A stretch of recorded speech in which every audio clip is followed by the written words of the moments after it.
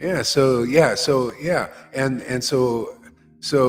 Krishna also said the same thing to Arjuna. This is in the Vishwanath Chakravarti's Bhagavad Gita, which is really great. It's called Sri Krishna Samhita. No, Sri Krishna Gita Amrita. It's really beautiful. So Arjuna says, that's not fair. People worship the demigods and they get a lesser, inferior result. And they put the same energy as a person, well, actually, probably even more energy than a person who is just worshiping you. People worshiping you get the supreme result, and go to the Goloka Vrindavan and get all these goodies, these transcendental goodies. And the demigod worshippers, they put the same effort. That's not fair. And Krishna said, well, what am I going to do? All I can do is preach the narrow gate. Basically, that's what he said. That's all Jesus could do, is preach the narrow gate. What can he do? People say, well, I got my path. Kind of like the lady here. Well, I got my path, man. I'm not here to surrender to guru and all that. And I said, that's fine. Hey, good luck. You got your destination, you're going. But my God is different than the one that you're worshiping. You don't have ecstatic symptoms. These are the good people. The lady here is a good person. You know who I'm talking about. She's a good lady, good person, all that, good, vegan, all that. But it ain't good enough if you want to go to this destination. You can't get out in the material universe. And I say this just to teach, man. Teach the difference between the highest truth from even mode of goodness, from veganism, from this recycling that they believe in so much, and that if they don't do, they feel guilty. Can you imagine? It's not much different than the Vaidhi Bhakti path. If you don't chant your rounds, you feel guilty. You ask pani and noodles. If you eat an onion or something, you feel guilty. If you eat meat, you feel guilty. I even hear people haven't gotten through that. If you eat a meat, you think, God is going to judge me. Oh, you see, you still don't know, don't understand. That's why I'm a little hard on the vegetarians sometimes. When you believe your vegetarian is going to deliver you, or the grace of God, your ecstatic devotion that's going to deliver. Let's get clear what's going to deliver you. And then when you get clear, then eat what you want. You want to be a veghead or a vegan, do what the heck you want. You don't care. It's just you follow whatever your habit is. If you're not kind of a Brahmin type or something, eat your vegetables or fruit or whatever. But don't think that's going to deliver you. What's going to deliver you is this association, this ecstatic love that you're going to get if you come here, this intelligence you're going to get to be on the real path. That's your deliverance. That's all I'm saying, man. People misunderstand me. They say you're advocating eating meat. No, I'm not. I'm advocating worshiping ecstatic devotees, worshiping in association of ecstatic devotees, and this goal, this target of receiving the gift, which is what's so hard about receiving the gift and following the real process, accepting a bona fide spiritual master. Yeah, and just simply, that's intelligence. Even ecstatic devotees accept bona fide spiritual master. Look at Gadadhar. Gadadhar was an ecstatic, intimate associate of the Lord, and he found an ecstatic devotee like Ramana. What was his name? Pundarik Vijayanidhi. He said, "Well, if I take initiation from him, I can stay close to him. Close to an ecstatic devotee is the greatest opportunity in the whole friggin' universe. Even Brahma wants to be around an ecstatic devotee. Even Shiva, anybody would love to be around ecstatic devotees. And we don't even care. This is the kind of dark place I'm preaching in, man. Man, is it dark here. Man, I think I'm in a kind of a dark place. People don't know these truths.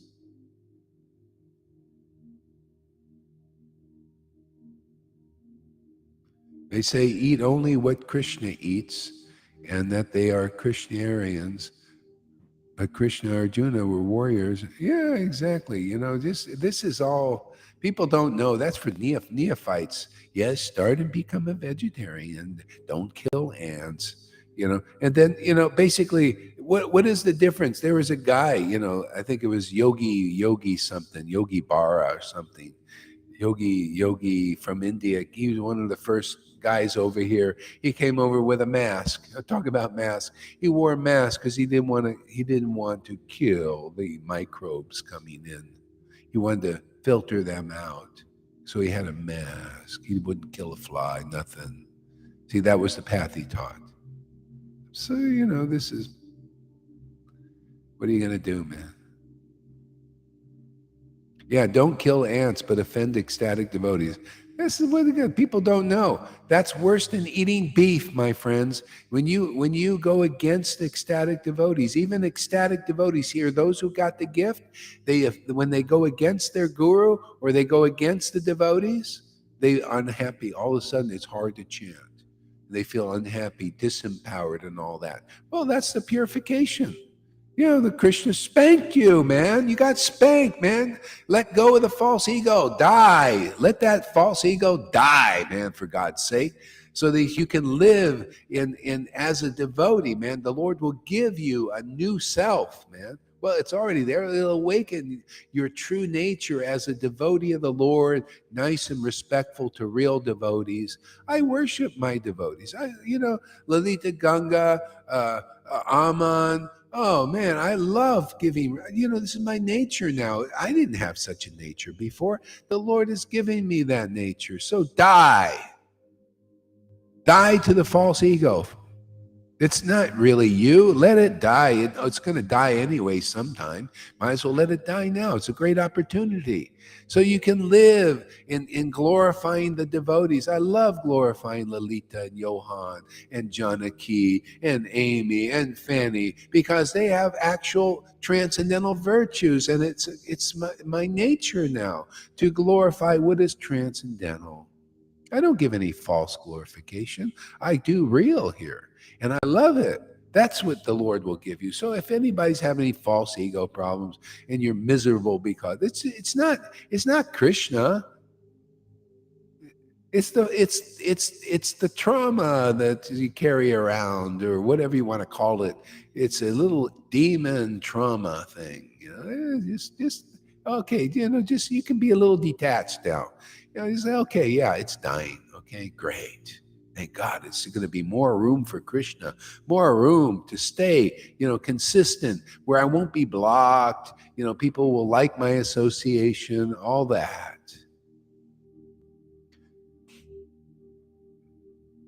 Replying to Eric, and unfortunately, the body gets super run down, weak, and fatigued after years of not eating meat. You have to really be disciplined and ensure you get enough missing nutrients. Yeah, whatever, everybody just do what they do. It's just, if it becomes an obstacle to being here, look at Fanny. She's eating steaks and whatever she's eating. She had said so. But look at her mood. Does Krishna not want to be with her? This is a good lesson. As I said, I'm not advocating eating meat, not eating. It's not, I'm saying that's not the essential issue. I'm teaching the essentials, how you can get in the narrow gate. If you listen to this teaching, this is all in Chaitanya Bhagavat, Chaitanya Leela teaching. This is the way the Lord taught. He gave ecstatic devotion to beef eaters, to Muslims, to the tailor. There's a pastime, Chaitanya Bhagavat. He gave it to a tailor who was a beef eater, and he served Srivas. He was a tailor, sewed his clothes, simply because he had a nice attitude and he was favorable to Srivas.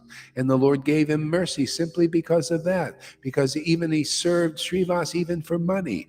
Didn't matter. The Lord says, oh, I like this attitude. I'm going to give him something, a gift of myself. But anybody who found fault with his devotees, oh, he spanked, man. He gave them leprosy sometime, all kinds of, punched them.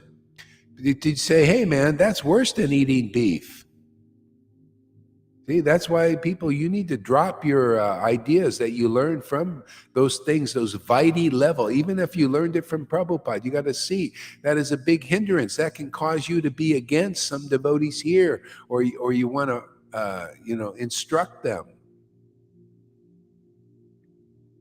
tell them what to do, that they're doing wrong and all this, right, wrong. All that stuff is in the Vaidhi level.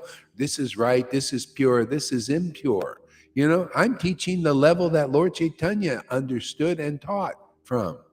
So people can understand how to overcome this right and wrong, this good and bad, happiness and distress, all these material dualities, and live in bliss. Otherwise, you'll be jerked around by some level of the modes of nature and those who are the controllers of that. They control you. The demigods control you by your being absorbed in the material dualities of good and bad. Well, look at even in the world, these demons, they take control of good and bad, and they make this a good guy and that a bad guy, and they're all in the same team. Illusion, Maya. And people believe, oh, if I go over and I become a Trump man, I'm really good. I'm really this. And then and some people say, if I'm on the Biden team, I'm going to be really good. And they're both on the same side. They're both an illusion. They both have false saviors. Trump and Biden are false saviors in that sense. They can't really save you. The same thing. Being a good person, being like a climate activist, saving the environment. That's a false savior. It's not going to save you. That's what these people, they're going to be saved by their recycling. That's done by the controllers. They use that to keep you in illusion still. All of this is an illusion. So I'm teaching the truth to set you free so you can let go of that. Let it die, and not be your motivating principle, so you can get onto this frequency and stay here. Stay living in bliss and ecstasy. Okay? Living on the inspiration and your love for God. And then everything in your life will just change as it's meant to change. You can be a normal person, whatever that means for you personally.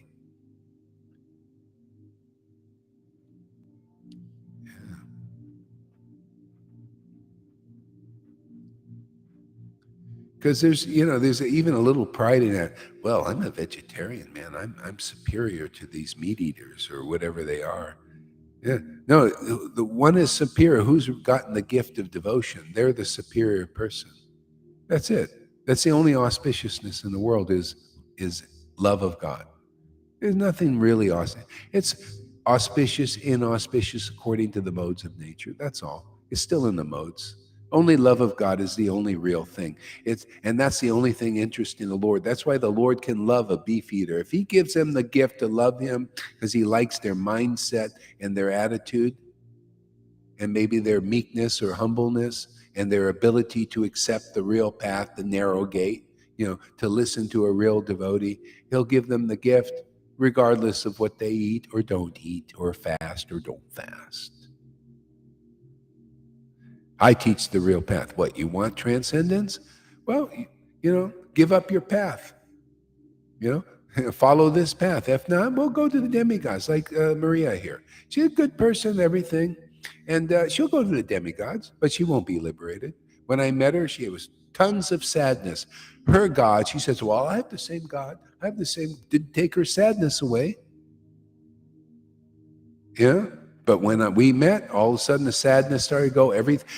All things were not working out for her, anything. All of a sudden we met, all things start working out really nice. But she's like Mahavirya, same thing, and Meena, and my ex-wife, same thing. Oh no, once they get a little free, a little liberated, they're back to their old path, man. They can't figure it out. Well, God, with the association, oh, my life got better. Maybe this is a better path. No, they don't think. No, they're back on their arrogant path of the demigods. No, my recycling's going to save me. My vegan, I'm a vegan. I'm, this pride. I only mention it because to make a distinction. Oh no, maybe she'll figure it out. I don't know. Who knows? That's why I said, okay, I don't have time for this. I'll see you later. Good luck on your path. I'm here for those who want to follow. You want to be delivered? You want to go to Krishna Loka? Well, this is the way I understand to do it, and it works. This prototype works. That one doesn't work. So you want to follow that one? You want to follow your own path? I follow Krishna's path. I point out this is Krishna's path. It's in Prabhupada's books, which are very sacred to me. His ecstasy is very sacred. His association is very sacred. And all those books that describe these other devotees are very sacred to me. The Lord gives me a certain specialized understanding. You want to follow that or not? If not, go follow the demigods. Go follow these Marias and their paths. I don't care. I'm teaching this path. This one works. That one doesn't. So if Krishna gives you intelligence or gives her intelligence, she would be thinking, oh wow, I thought you're right, man. I was really sad, man. I was unhappy and my life wasn't working. Couldn't even feed myself. I had to feed my dog. And all of a sudden I meet this guy and everything, just abundance and everything just flows really nice. Yeah, because I follow this path, man. I follow these conceptions and not the conceptions that veganism is going to save me and I'm going to be guilty if I don't recycle a can. I saw that. Look, she would be feeling guilty if she put a can in the trash. It has to go in the recycle bin. Otherwise, she's forced to act like that. That means you're controlled by the demigods. That means you're controlled by the demons to a certain, because they use that. They use that to manipulate people. They use climate change to manipulate people, the demons. People don't know that. They know, oh yeah, they use giving good, like Bill Gates, for example. Oh, all these charity things and charitable organizations. He's a demon, man. He's using that to control good people. Good people think, oh, he must be a good person because he's doing good deeds. He's a friggin' demon, man. I'm not faulting him. He is what he is. He's doing God's work in a sense. The Lord is empowering them to cull the world. The people, if you listen to demons, you get a demoniac result. If you listen to a demon as a hypocrite and a liar and a cheater and all that, that's what they do. That's their nature. And they think you're just a useful idiot if you do that. You can't see their life. They think you're just stupid, man. You're not going to survive. And that's just as it is. But you want to live, you want to survive, spiritually at least. I don't know, bodily, who knows? Who cares? I don't care. I'm living, man. I'm living right now, this moment. I love truth. I love to share the truth. That's my life, man. That's going to go on forever. I ain't going to stop. Kill this body, it's just going to go somewhere else. But my spiritual body will go where it goes. It might go into another material body and will continue to preach the truth. I love it. That's why I say this is the best path, man. Give up give up your friggin' recycling, all that faith in what you eat is going to deliver you. And then you can still eat that stuff. I don't care. Eat your little vegan, become a fruitarian. See, the Lord gave the mercy to the Brahmin, because that brahmachari, who was better than a vegan. A celibate brahmachari. He gave the mercy. He said, oh, well, you came through Srivas. Okay, I'll give you the mercy. Come into the kirtan. Did he ever, you see in the past time, he said, but you gotta change. You got to no. He says, yeah, don't try to build power by your austerities. Get it by the mercy. Get it by the association of those who have the mercy. Otherwise, you're trying to, like what I learned in the Narayan Raj group.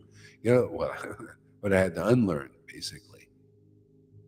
They want to build power by their austerities, and that's why they get pride. It's not the real path. It really isn't. It's diametrically opposed to what Lord Caitanya taught. They want to build power by chanting 1 lakh. That's austere, a lot of austerities.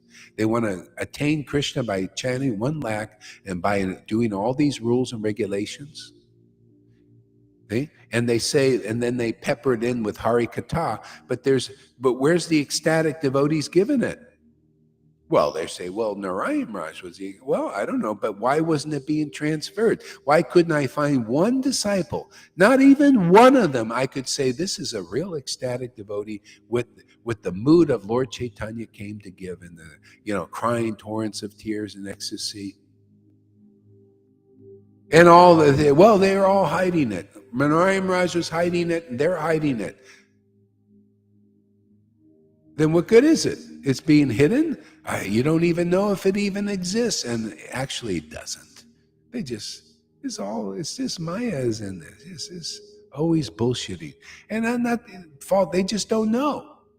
They just don't know this rare ecstatic worship that we do. They think it's fake. Therefore, if they think they do, this is fake what you're doing, Gohari.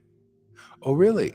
Oh, it's fake. Okay, well, that tells me a lot about you. This ain't fake. This demonstrates it gives you a deeper intelligence, a deeper spiritual command over the scriptures, a deeper happiness way beyond their morose, proudful faces. So I just look at the results. The result of this is fantastic beyond this world. It's out of this world.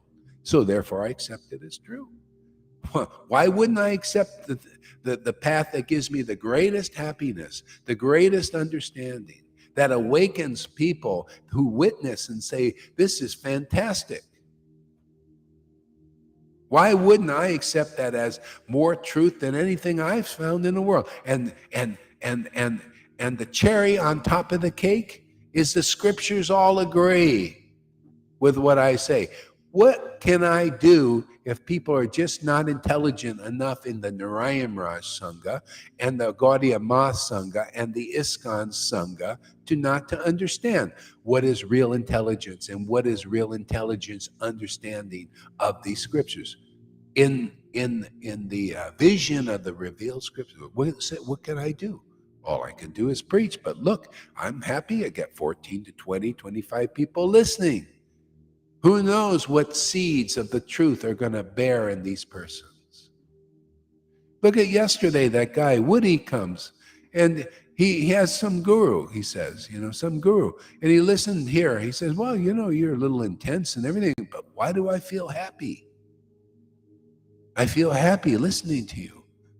I feel it's taken away my, negative attitude and all that my guru couldn't take away.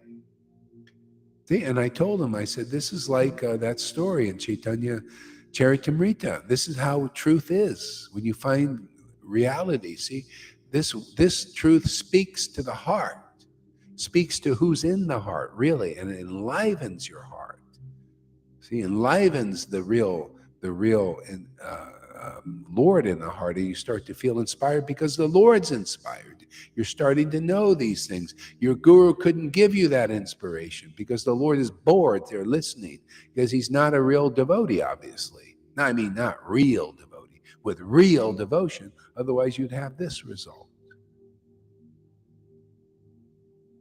See? So if he continues, he'll be better than his guru in many ways and convert his guru, if the guru wants to listen and get this gift. Yeah, so with Lord Caitanya, when they started to listen, you see, they were open to listening to him. They saw he was a real authority. Then they started to feel really happy, happier than their speculations on Brahman. And the student of Prakrishananda commented, he says, even though we don't understand the Lord very well, and he's saying things that are very deep and beyond our comprehension, but we feel very happy hearing from him in his association. Therefore, we accept his words as truth. Yeah? Because, why not?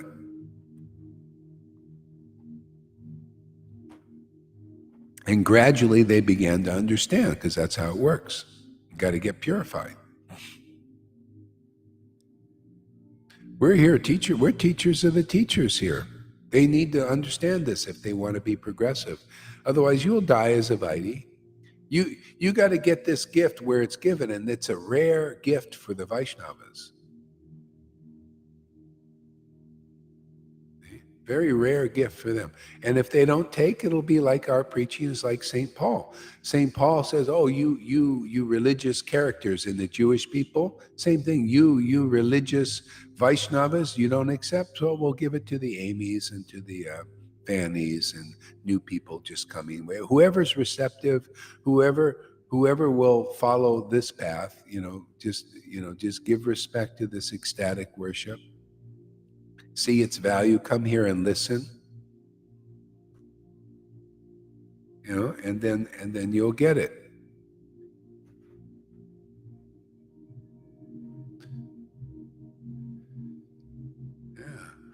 Abandoning your own opinions. This is how Lord Caitanya preached it. If people wouldn't abandon their opinions, and that means abandoning also your traumas, abandoning the opinions of these false voices that don't exist anymore, but are just there because you feed it energy. It's like a black mirror. You're looking at this black mirror that just causes blackness in your life. So give up that opinion, all these opinions. I hear that from people that are dealing with the false ego. This black mirror is reflecting their blackness, pride, false ego, jealousy, envies. Yeah, you keep feeding that. No, let it die. And you're lucky if the Lord makes you, if you're suffering because of that, and that's the only reason why you're really suffering, then that's the Lord's mercy to you. You have to just come to that point of realizing that. This is the Lord's mercy. I'm suffering. You're only suffering because of that. Devotees here, you see the devotees who have the right attitude that don't have, and they're non-envious and all that, they don't have that problem. They like you see Amy, you get the mercy of Amy, get the mercy of Fanny. They're non-envious persons. They're beautiful. Do you see why they're so excited and so inspired by these classes and by this association? You don't see anybody blocking Amy or that. If you're being blocked, you got to admit, okay, there's something wrong in me, inside, within. There's something I'm looking at. Don't try to justify it and keep justifying and everything, justifying your false ego. No, there's a reason for this being here, No, there's a reason for your misery, and that's it. Devotees, there's no reason, especially when you get the gift, ecstatic devotion, and to choke up when you read the scriptures and the name, choke up in the name and laugh and cry and all that. There's no reason to be unhappy except for that false ego. So if you're going through that, this is just see. That is the gift of the Lord, that you're suffering. And when you release that, and you become really fed up and you really want that released from you, He'll take it away. But you got to really want to give it up. And I see those who don't really want to give it up, I see they just kind of have a sheepish, kind of devilish smile when I watch them. And I say, they're still, they get some life out of that. You see? So anyway, if you're suffering because of that, that's what it is. And the Lord will take it away when you want it, when you really want it. It's like I use the example of quitting smoking. Every time when I was smoking cigarettes, I would smoke and smoke, continue smoking. I didn't like it. Just like people, they don't like that false ego in one way. But I still, kind of like smoking. I didn't really want to give. I was half-hearted to give. I said, yeah, I want to give this up, but half-hearted. I wasn't all in on giving it up. And when I finally got fed up, really fed up, when you guys get fed up with your false egos, really fed up being miserable, and the Lord give you the intelligence to really realize that you really fed up, you say, Lord, take this thing away. I don't want it anymore. Look, it's messing up my relationship. I lost my husbands or friends because of that. Everything I really wanted, it never helped me. Take this away. Let me become a real devotee, steady devotee now, not flip-flopping and all that because of that. Then you'll be going, I don't want to feed this anymore. I don't want to feed that. That's the false self. This is what people are. That's why people are in the material world. They're in the material world because they're jealous and envious of others, or we're like these snowballs. We roll into the material world and gather all this moss, all this darkness, all these qualities. See, so this is part of ending that forever.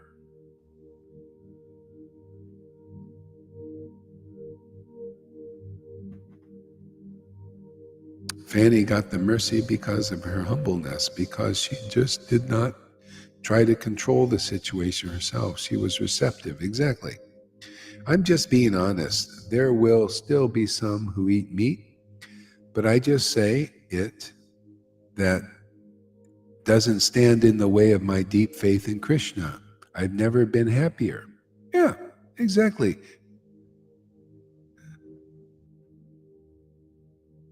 Associate with people because of them having the mercy of Krishna. The right understanding. It's the bestest of, regardless of what they eat or don't eat. I mean, there's stories about this on the ecstatic platform, but the neophytes don't understand it. They're just narrow-minded and less intelligent. And if they want the right intelligence, they'll have to come here. Their people are too attached to rules and regulations. See, too attached. Yeah. There was a story in the saints of India. I really like this story because it shows you this point. This guy comes to this known saint. This guy was a known saint. He came and gave very deep offerings of respect and everything to this saint because everybody else said he was a saint. See? And so anyway, he wanted to be the student of this saint. He said, I really want to serve you. I really sincere. I really, I know you're a saint, and so I want to be your disciple. And he says, okay, yeah, come meet me at after work. Come meet me when I'm at work there, and we'll walk home together. He was testing the person. And so anyway, the person was a very religious person, naturally, he followed rules and regulation and everything. And so he said, well, come to this address and we'll walk home together and we'll talk about this. You're becoming a disciple. And so I think I'm changing the story a little bit. But it's the same idea. So anyway, he goes and meets the saint, and he's at work. Where is he working? He's working in a butcher shop. And all of a sudden, the guy's attitude changed. What? You're working in a butcher shop? You eat meat and you're killing animals? Oh my God!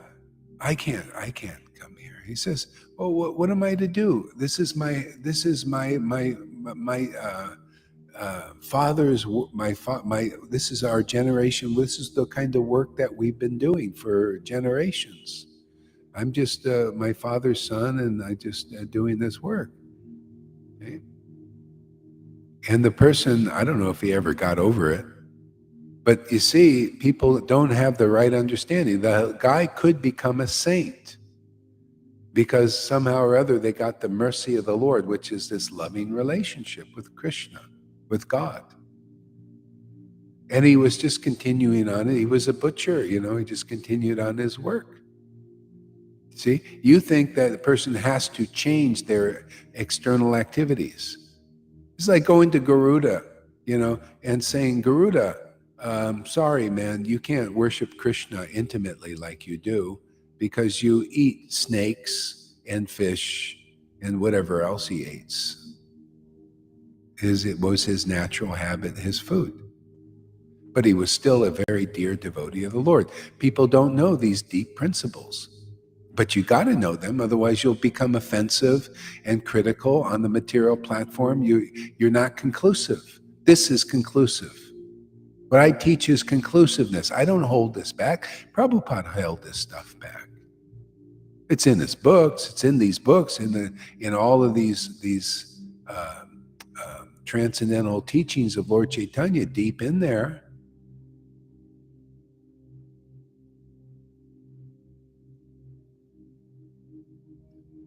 See, Lord Caitanya taught this. Lord Caitanya said those who develop pure love of God, they're saved from the consequences of a lower birth. See? If you're in a lower birth, and you don't get this mercy, lower birth means you act in the mode of ignorance. Well, you bind the mode of ignorance, or you're born into the mode of ignorance. Depends how much you developed. Maybe you'll get so ignorant. Look at these drunks on the street. They don't even take care of their bodies. They live worse than animals. You ever seen these drug addicts and everything? Well, they're all over America now. So many. They're like zombies. What kind of birth are they going to get? You think human being? Probably not. Probably more like an animal. That's what they're cultivating in this life. Okay? But see, the teachings of Lord Caitanya, what I'm teaching you will save everybody, will save those who hear these principles and come to accept them, because they're what Lord Caitanya taught.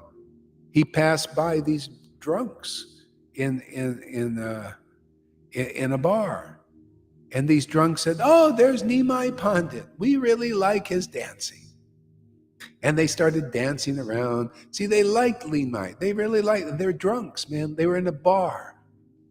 And Lord Caitanya wanted to go in this bar and embrace them. That's my Lord, man. I don't know what kind of Lord you critical Lord, critical persons out there, you guys that judge people.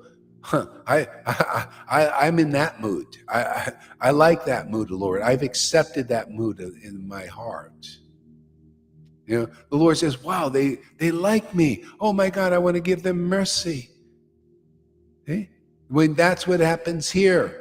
That's how people get the mercy that these big sannyasis can't get. That's why Fanny gets that mercy. And like, I like this Gohari's preaching. I like those words. I like that. This is really wonderful. Look at all the mercy they get. Because my Lord will come and prove that this is the real path. To those who just give a good word, a good, like, I really like this. This is really wonderful. Where's your austerities Fanny is doing, or Amy? Where's their big austerities that these gurus are teaching? Then all they get is big pride, and they get nice, humble, ecstatic union with God, with Krishna, loving Krishna, feeling Krishna giving them protection and inspiration and ecstasy and happiness. Like, what are they commenting here? And these gurus don't get it.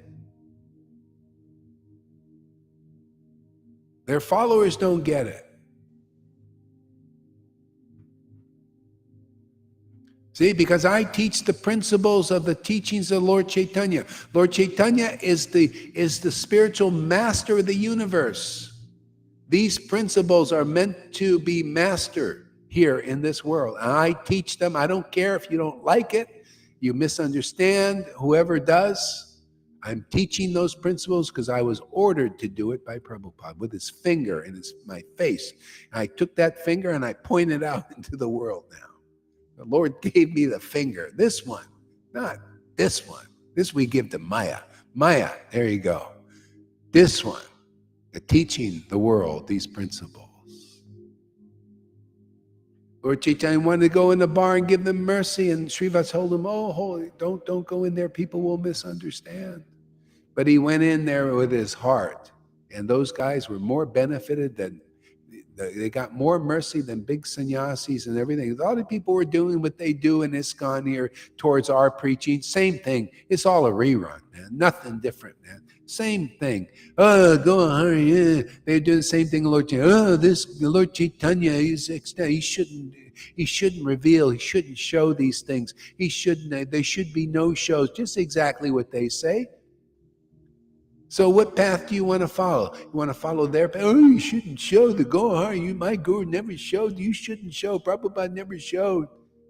Or you want to follow Lord Caitanya and the way he preached and the way he distributed the mercy. Anybody comes here with the right mood, so easily you'll get the good news. Otherwise, you'll get this. See, free the captives. You're captivated by big false egos out there, many of these religious people, and we give you that. We smack you with the truth, as it is, man. You don't like it?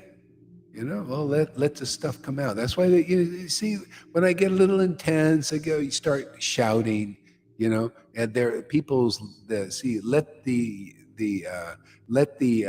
elephantine offenses flee from the loud shouts of Lord Caitanya. Well, if like father, like son, you haven't found the real path unless you get the whole package.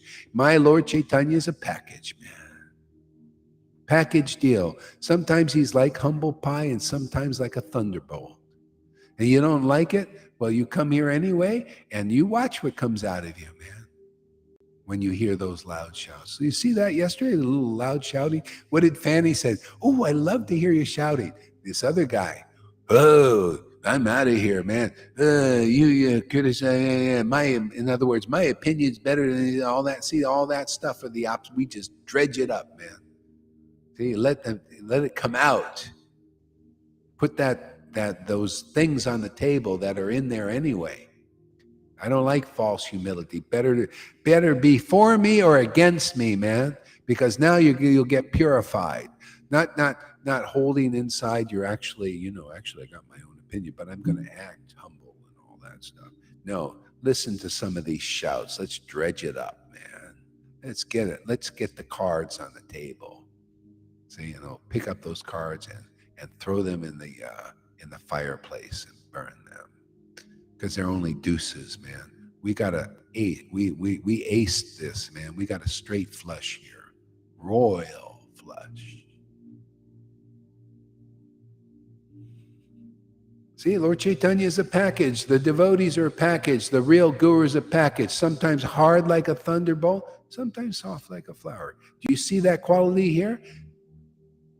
Do you see that quality amongst those gurus? I didn't see any of that quality. Therefore, that's not the real guru there. Well, they are gurus because they've been voted in and they're dressed for success and they got lots of followers. I said, well, that's not Lord Chaitanya's standard.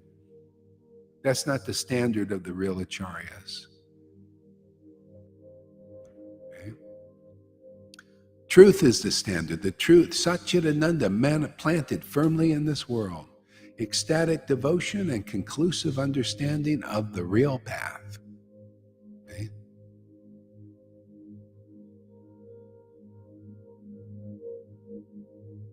Absolutely, they are very proud of it and check everybody out and judge.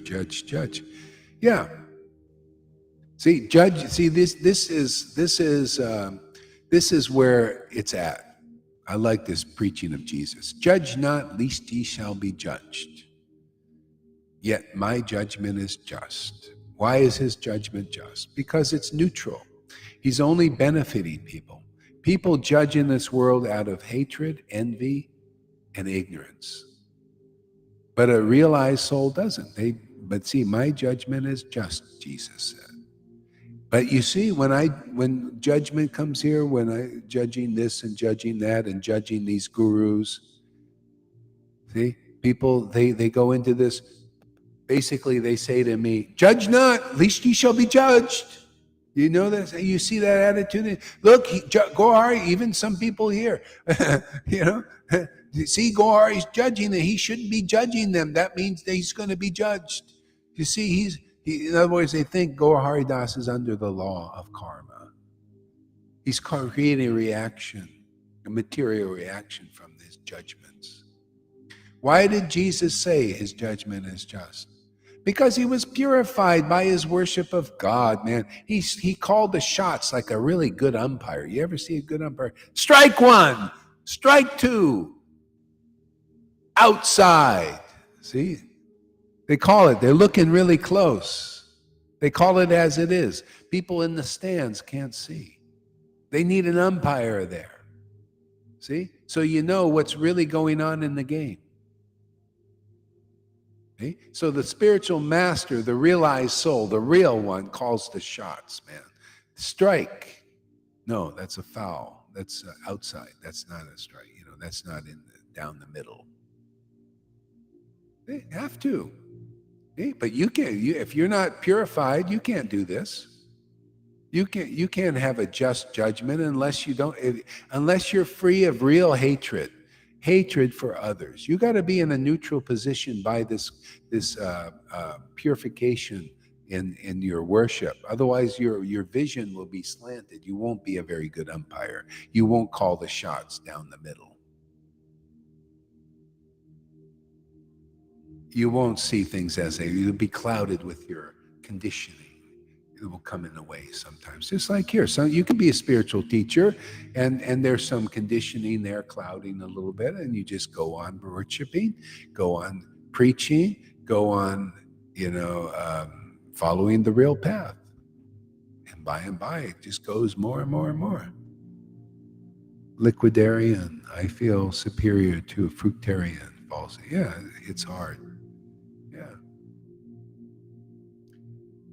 Yeah, so you come here, I'm going to be making judgments, man. I'm going to be making calls. I'm going to be finding faults. See, but it's not like people do. This has to be done for preaching. Otherwise, people look at this and think it's crazy. I got to convince people that what is real and what is false, what is religion and what is the truth, what is beyond religion. And that people have to know, oh, you're following religion. Oh, I didn't know. I thought I was following the real path. Yeah. I thought I was following the highest path. I thought I was following the highest guru. Don't these people think their gurus are the highest? And I say, well, look, do they have the qualities of the highest gurus? Do they have the most ecstatic devotion you've seen amongst the general devotees? Do they even have ecstatic devotion? Do you know the value of ecstatic? Do they preach it? Do they conclusively glorify the eternal path and what it is beyond Varnashram Dharma? If not, you're in a lower class of less intelligent persons. The guru is less intelligent, and so are you naturally because you believe in your guru.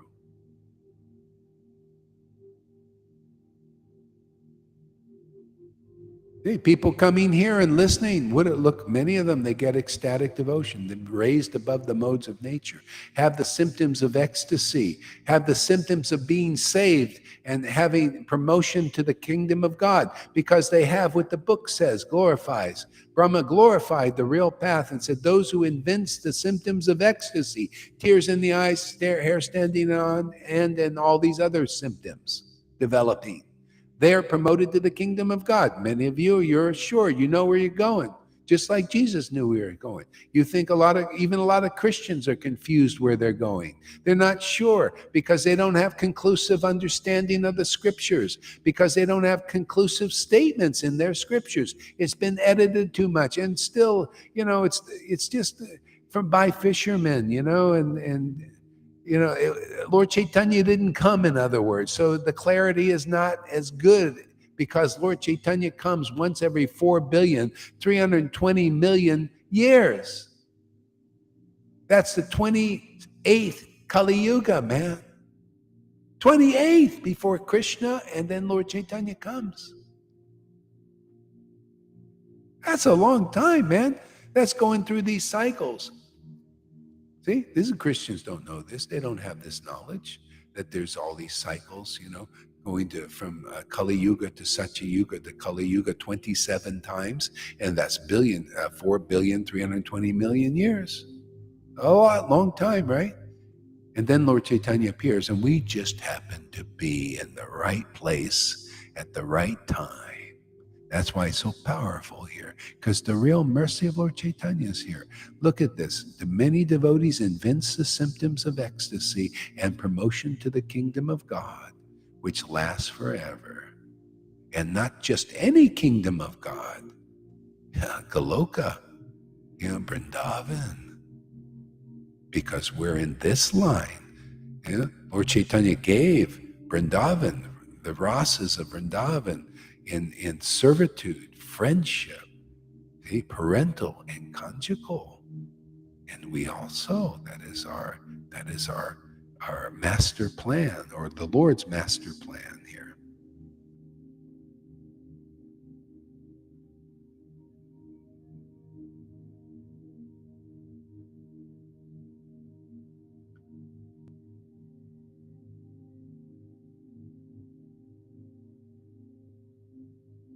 Yeah, recycle because you get fined, exactly. That's the only reason. Well, do recycling is okay. It's a mode of goodness thing. It's okay, to be in the mode of good. You should be in the mode of goodness with your body. Be regulated, sleep enough,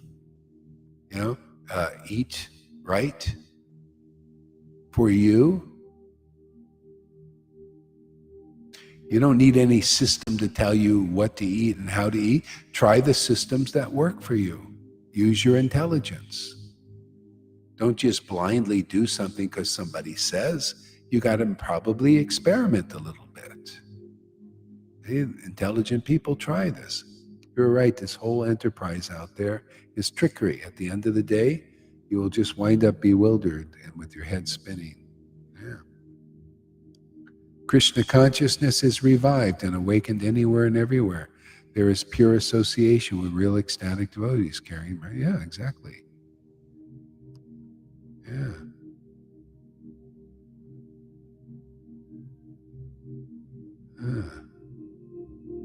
Of course, Christianity also not in Israel. Yeah.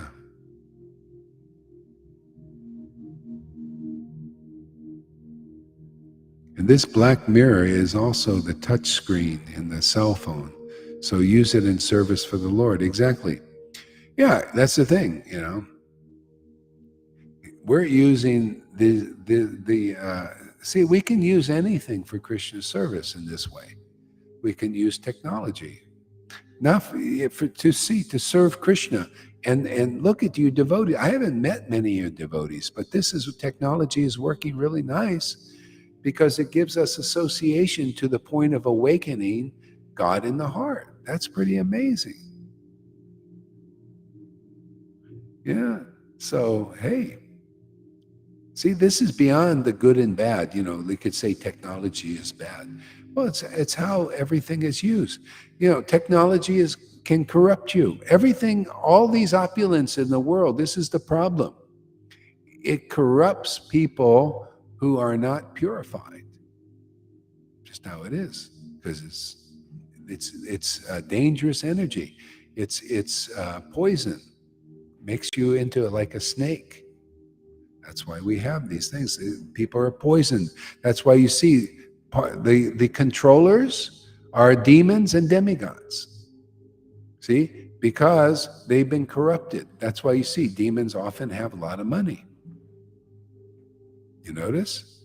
Well, they gain it by usually hook or crook, and they've been corrupted by it.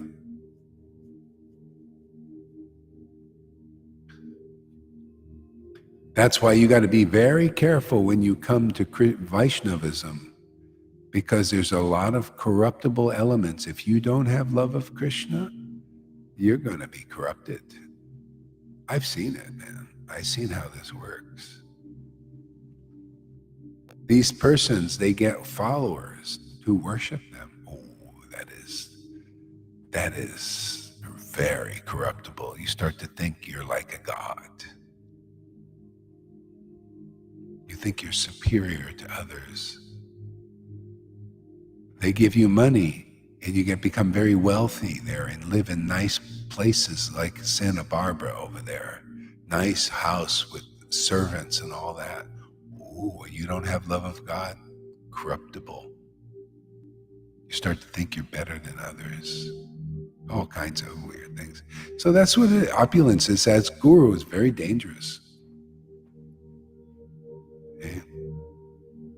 But if the Lord empowers you, say, I got the order of Prabhupada. This is all ordained. It's easy peasy for me. Why? Because it's backed by superior power. It's not empty. It's like fiat currency. It has no backing but the word of demons, basically. Those, people in the Federal Reserve. And no backing but their lies and their words that this is valuable and people believe it and it's being used. But at a certain point, people find it's worthless. There's no real backing behind it except the words of demons and lies and cheating. The whole world is like this of Maya. Okay? This preaching, this as being guru here, has the backing of Prabhupada and Krishna and Lord Caitanya, these books, In the vision of the revealed scriptures, there's preaching and you witnesses. That's why it's more powerful than anything. And you have to be part of this elite force, you have to have the qualities, which are very easy, just receptibility and ready to abandon your opinion that didn't work, didn't take your sadness and unhappiness and your lack of benedictions in your life away. Look, and people become like god and goddesses of fortune here because we found the real path. We are pleasing Krishna on the highest level, in the greatest satisfaction, what life is really all about. Giving God the highest pleasure, because if you can give God the highest pleasure, you'll get the highest revelation and realization of the absolute truth. And you'll realize, oh my God, that Lord's happiness that I've so fortunately found has shown me that is my true happiness, is the Lord's deepest happiness. Wow. Talk about a revelation. That's Vrindavan. They're all like that there. And those are becoming like that here. You're very fortunate. Supreme. And that's why you guys feel so good, so happy. You want to just tell people, my God, we found this, just naturally from your heart.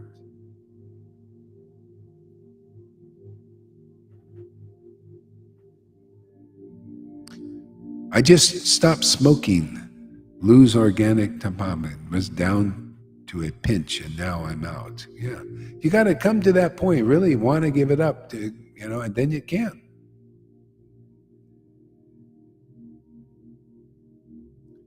Might want to get a little support too. There's some of these programs on TV, on the computer, about keeping your progress and stay around people that are, giving it up too. I found that very helpful. Just like in fasting, I found it very helpful to watch a lot of YouTube videos of people that like to fast. It got me inspired. See, so it's good to, for whatever you're doing.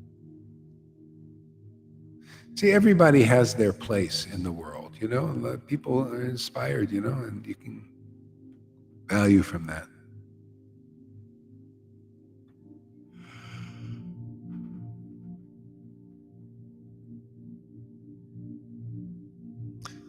I'm melting.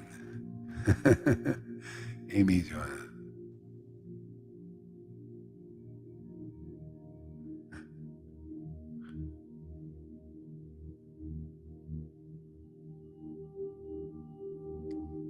This is a good one. Like, you are what you eat. See, you are what you eat, right? You want to hear what's the purport of that? You are what you eat. So there's one level is people on the mode of goodness level. See, you are what you eat. Your body is what you eat. See, you are. So if you're vegetarian, your body might be in a mode of goodness and all that. But you're still in the body, man. You're still in bodily consciousness. See? Now, the deeper level that you are what you eat. If you can get the mercy of a Vaishnava to eat what Vaishnavas eat, then you are what you eat. You're the soul, man. You're the soul in relationship, and you eat Krishna's name in pastimes and found the supreme sustenance, the supreme transcendental intoxication. That's what I say. You are what you eat. Yeah. Can you eat this? You come here. Well, I don't care you eating meat or no eating meat, no, but you can't. Can you eat Krishna? Can you eat Krishna's name? Because you're chewing, man. I'm chewing Hare Krishna, Krishna. Are you chewing? Are you chewing well? Are you masticating that name? Are you getting the juice from that name? Are you feeling it, man? Are you feeling its glories? No, but I'm a vegetarian. So what, man? Yeah. Give me a meat eater here who comes in and gains the ability to eat Krishna's name and pastimes and qualities. Now Yes, that person is what they eat. They are the spiritual body in relationship to the absolute supreme personality of Godhead. Ooh, they can eat his qualities and get real life from that, like Jesus, who was preaching qualities of God, obviously. And he said, I have food that ye know not of. My food is preaching the glories of the Lord. I can relate to that. That's why I come here every day, 365 days a year. You think I'm coming here out of duty or some thing like that in the mode of goodness, duty? I'm doing this because of duty. You think I chant out of duty? I do it because I love it, man. I do it because I'm expecting, more, another rendezvous with the Lord and the happiness of that. I'm motivated. I'm a motivated devotee, man. I have motivation. You want this kind of motivation? Or you want the motivation of a temple commander getting, wake up for Mangal Artik, otherwise, I don't want to wake up, I'm tired, Or you want this motivation from within, man, where you just love it because it's so beautiful to chant the holy name in ecstatic devotion. Want to be motivated like that? Come here because you feel like you're fed and you feel like your life just shines more, brightens up more.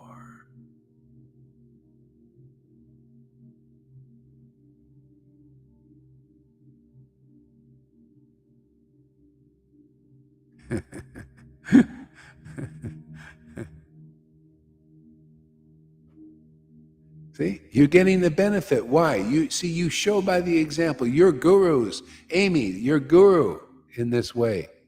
See, you're guru because you show the path. What is the path? You went in the door, you become the shepherd of sheep by your example. You show how to get this mercy, man. Otherwise, look at that. Look at the lady here, that Maria. As nice as she is, a good person, all that, she can't taste what you taste. She doesn't believe it, man. She doesn't believe in this path. Chanting's not my path. See? She don't believe in this because she doesn't even come to see the classes. You're too heavy. See, mundane. I don't care how good you are, how much you recycle. I only mention this just to make a point, It's a pretty good, clear point, personified. Yeah, I don't care how good you are and how many cans you recycled, man. If you don't like this preaching, if you don't like these wonderful truths that I live on, man, I just taste it. You don't like this kind of chanting is not your path, go out there. I don't have time for that. I don't have time to have good people around me. I don't care. Are you good or bad? Do you like to chant, man? And do you like Krishna? Are you trying to surrender to this path, even though you're having problems? Yeah, it was enough. I go and I stay with River. River has all these things going on. I stay with her. It was fine with Karuna too, all that. We're buddies. We had our times, with stuff she goes through and other Karuna also. But we were buddies. I stayed there happily, for a long time. I kept coming back. Why? Because even though she's not as good as some of these like here, Maria. Oh, she's not. Yeah, yeah. I rather be with River and Karuna because they like Go Haridas, at least a lot of the time. And they're going through it and they're surrendering to Krishna. They're surrendering to this path as best as they can, even though they have problems and can do all that stuff. I'd rather be with people like that than like that. No, I don't feel attracted at all to that. That's just how devotees are. Jesus said the same. All devotees say that they feel the same way and the same thing in essence. It's part of the same family in that dimension. And even then, the so-called pious people say, "Why are you going to those persons?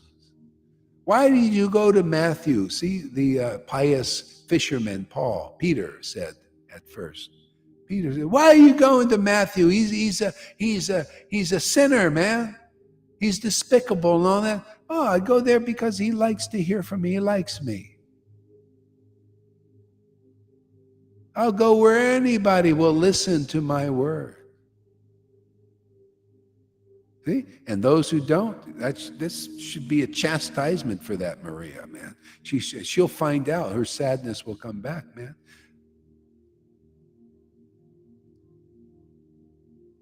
See? This is a special path, man. It's a special deliverance. You can't get this being in a good person. You cannot get what's given here by, see, I preach the verses. She don't understand the verses here. She don't understand. She won't listen because she doesn't want to follow this path. Okay, fine. Then you go follow, and you go to the demigods, and you go the astrologers and the controller of the planet. You go there and into your good place and heaven and all that stuff. And maybe they recycle up there and they're vegans up there or something. And you go hang out with it. But they still have a big false ego. They don't go through the narrow gate and be delivered. Yeah, narrow gate is deliverance, man. We teach what Lord Caitanya taught here. It's not by pious deeds that people like her are doing. Not by pious deeds, and they follow the pious path. Okay, well, fine.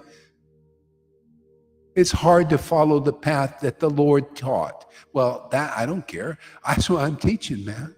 It's not by pious deeds, that you can attain this kind of grace.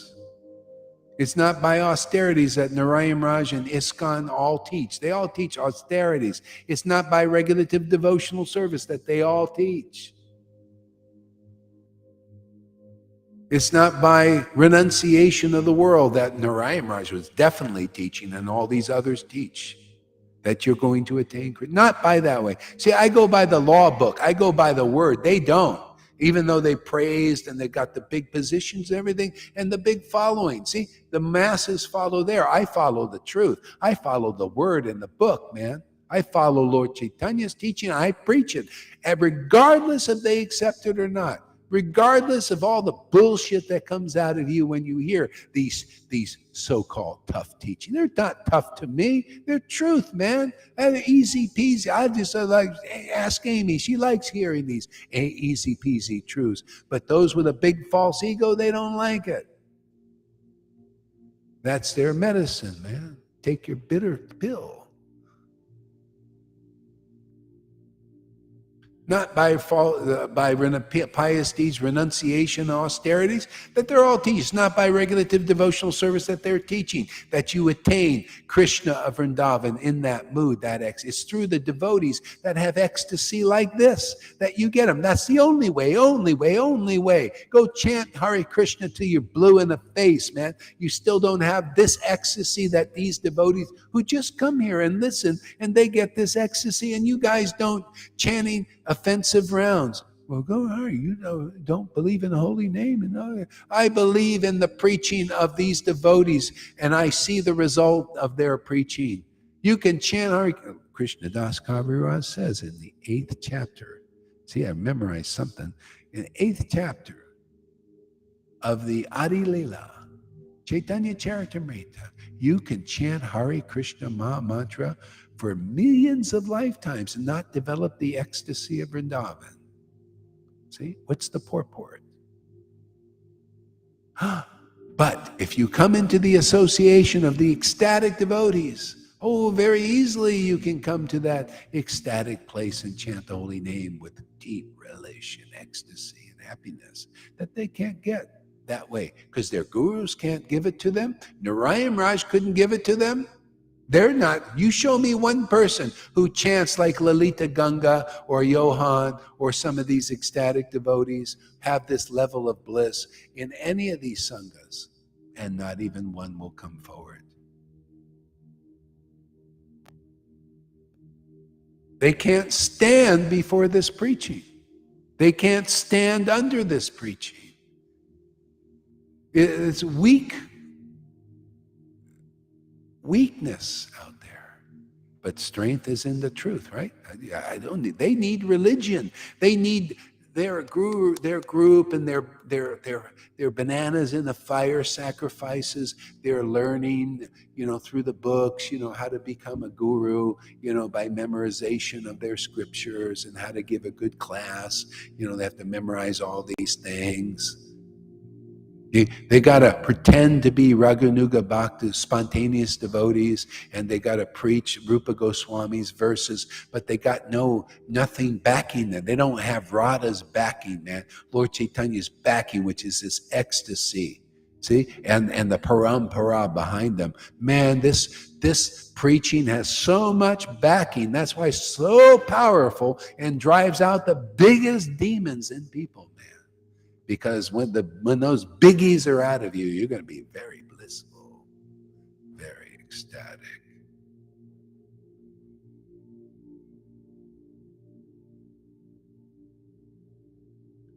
A real friend calls you out on your BS. They tell you when you have spinach in your tea. Exactly. And when you are accidentally wearing your shirt backwards. Oh, really? I thought maybe I was. I have a tendency to do that, inside out sometimes. I choose to become healthy, not to become superior based on external health protocol. Yeah, Freddie will make an exception. He's our celery man. This is more rare than a turtle coming. Exactly there, Eric. You're getting it now. Oops.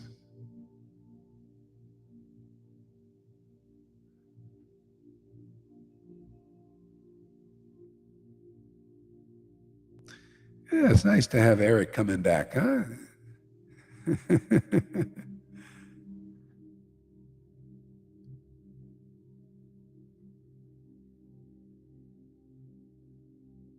I used to smoke tobacco since I was 13, and I quit 2 years ago. I don't miss it at all. Great.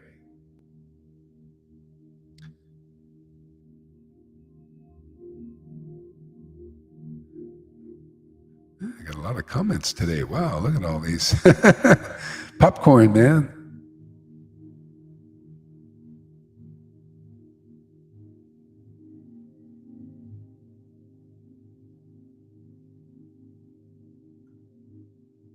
Wow.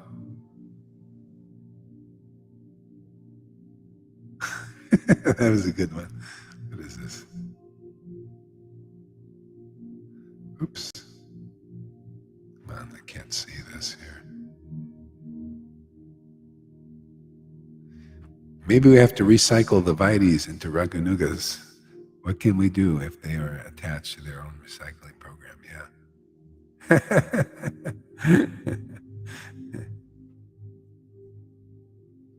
What was I reading anyway? Let's see here. I forgot where I was. Happens.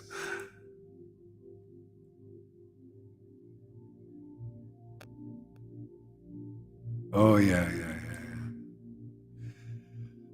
Ah.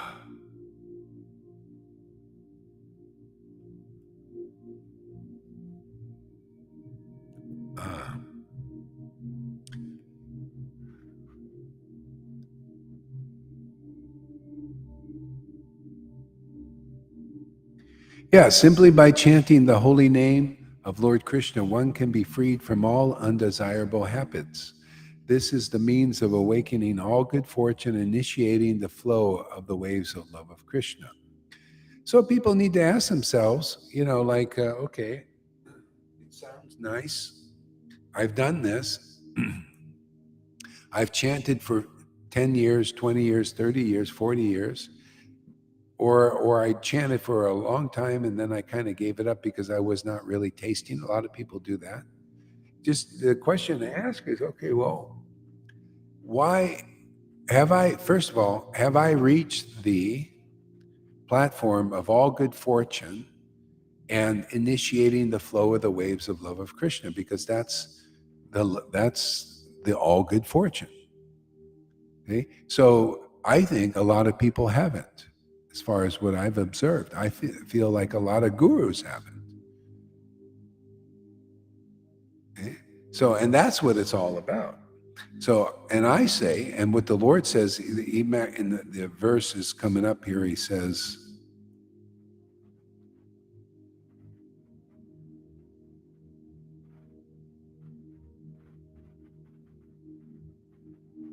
yeah, and you bestow such mercy upon the fallen conditioned souls by liberally teaching your holy names. I am so unfortunate that I commit offenses while chanting the holy name. See, so the Lord liberally teaches the chanting. And the devotees, the Lord uses them to be his mouthpiece to show the result of chanting, that it is very ecstatic, that good fortune does come. It's really real. It's not just a blind belief. It's not a mythology. You got to see somebody in actual chanting of the holy name in ecstasy. Okay? And then you start to really tread the path. See, and now the next part of the verse says, I am so unfortunate that I commit offenses while chanting the holy name, and therefore I do not achieve attachment for chanting. See, and that is the problem. See, people commit offenses, and one of them is what I say. You judge people, you criticize, you find fault with ecstatic devotees. What, you want to be around devotees who chant the holy name and good fortune awakens for them and others?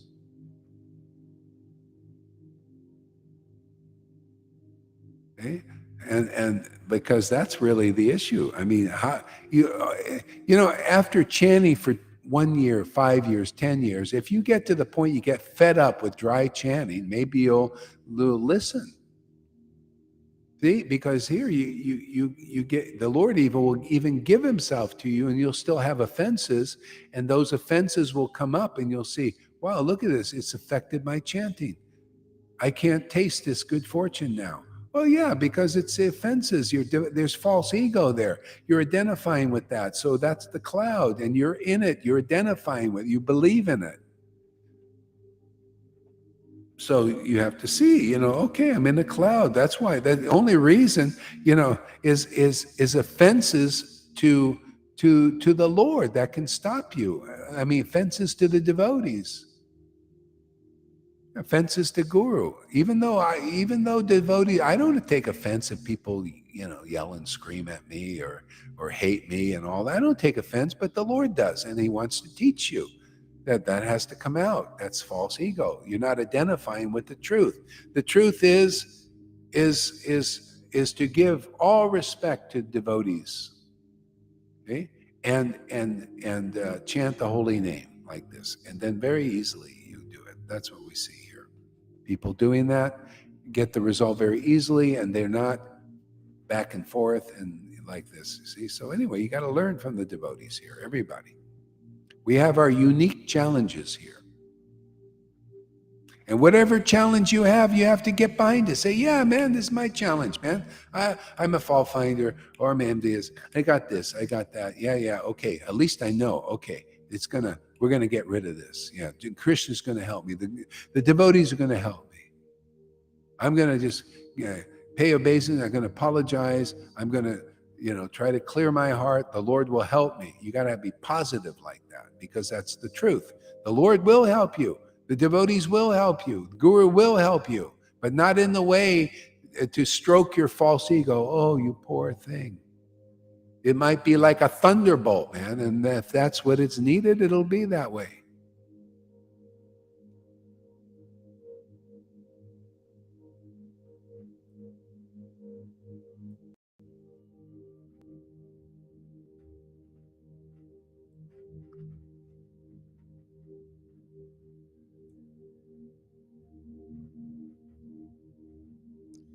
Yeah.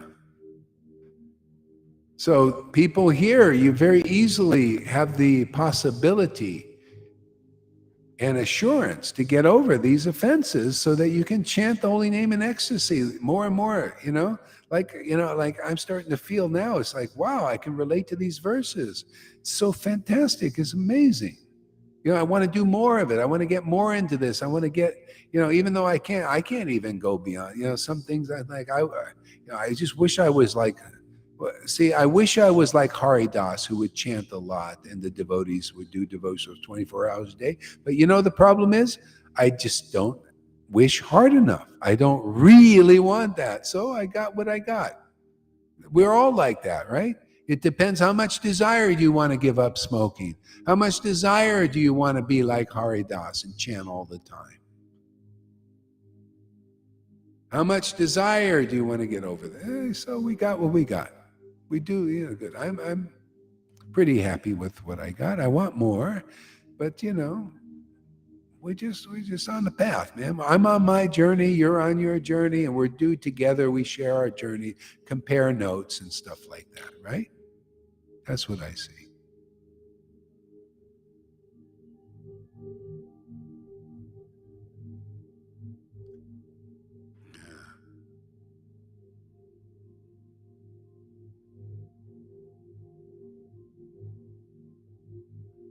Oh boy, so many comments. Oh my God.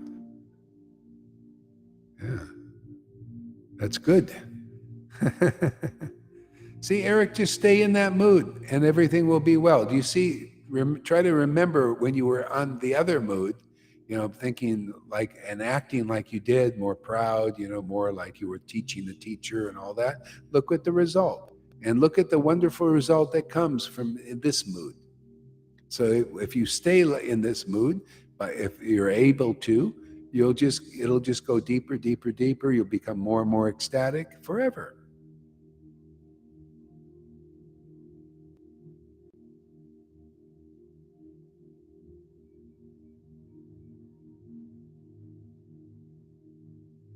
Yeah, pure goodness is always good fortune, like Lilita says. Yeah, that's where only the real good fortune is. Otherwise, you're in the modes of nature still.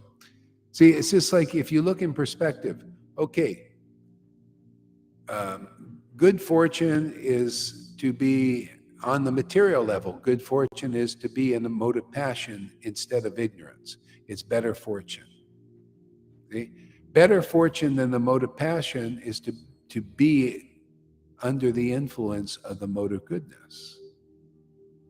See? Better fortune than passion. See? But better than all three of those is to be under the influence of the transcendental potency of the Lord, which gives us conclusive understanding of the absolute truth, the essence of everything, and ecstatic feelings, transcendental feelings that last forever. Okay? Now that's the real good fortune. Okay? And anybody under any of those modes, if you abandon that black mirror preaching from those persons that appear in the mirror of your phone, like mainstream media, could be these gurus, all that stuff, and look over here at this black screen, you'll get the white screen. You'll get a green screen. See the green screen. Everything good and wonderful grows. You can grow any like in this green screen here. Look, I got anywhere I can go. Any beautiful surroundings I can have. A lot of people, they come and they look. They say, "Boy, that's a real nice house you've been living in there." They start to get a little envious. Boy, I wish I lived like that, man. You live in look how nice and tidy that. Boy, you must be a really good house cleaner.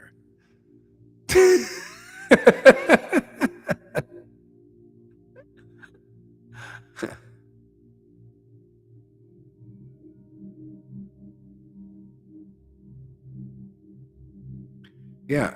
If one is strongly conditioned in the lower modes,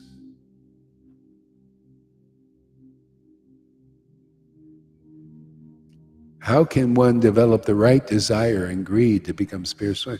Well, that's by destiny. If you meet a devotee, just by meeting them, you make some spirit. The Lord says, "Oh, there's spiritual advancement for them." They unconscious development. They met a devotee. They breezed past them.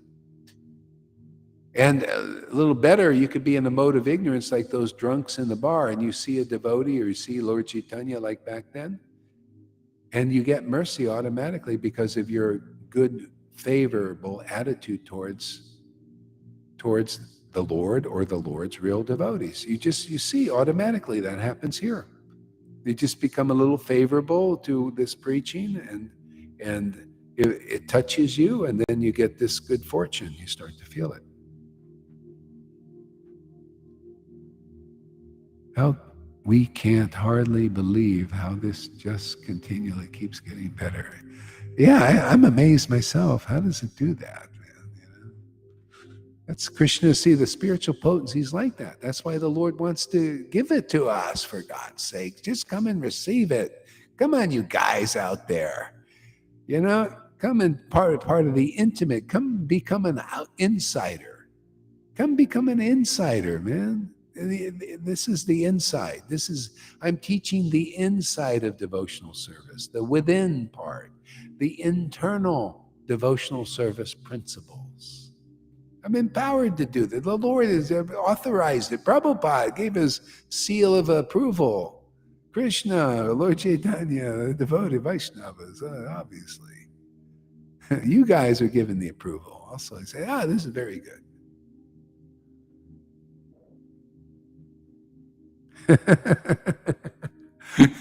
Yeah, and then when you think you couldn't get any better, the next class blows the last one out of the water.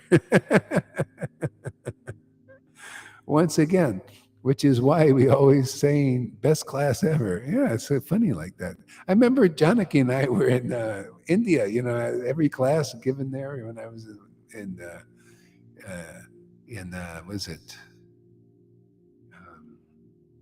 Goa, and we said, boy, this is the best class ever. Yeah, it's just like, yeah, how does it do that, man? Yeah. But it's a fake room space. What's fake? Everything's fake in this world. So might as well have some fake scenery. What is the difference between this image and the image in the world? It's all going to go, right? So we'll use this image. Why not use this image than the other? What would you rather see like this?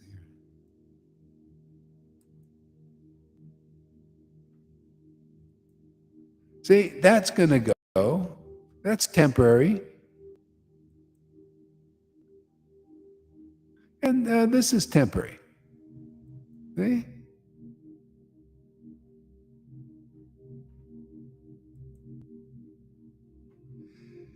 It's just temporary, man. So we can change the scene. So what? Might as well have a more better than this dry, drab wall. Man, look at something that's something that's fake, also, but kind of a little more in the mode of goodness, huh?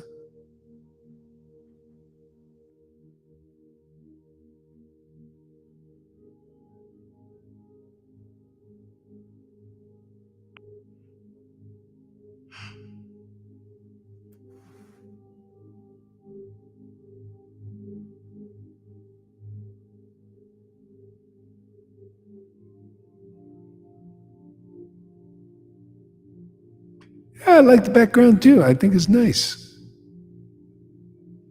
You should put some. Oh, yeah. No, we won't do that. Yeah, Janaki, yeah.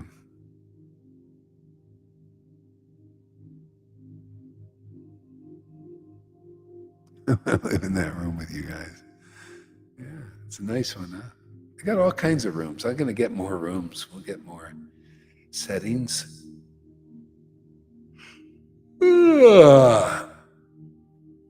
Okay, let's take a little bit of a break, I think.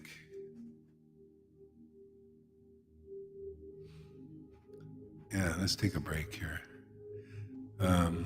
Thank you very much for coming, man. I'll rest my voice a little bit. Lalita, oh, by the way, Lalita probably didn't give a class. Maybe, do you want to give a class, Lalita?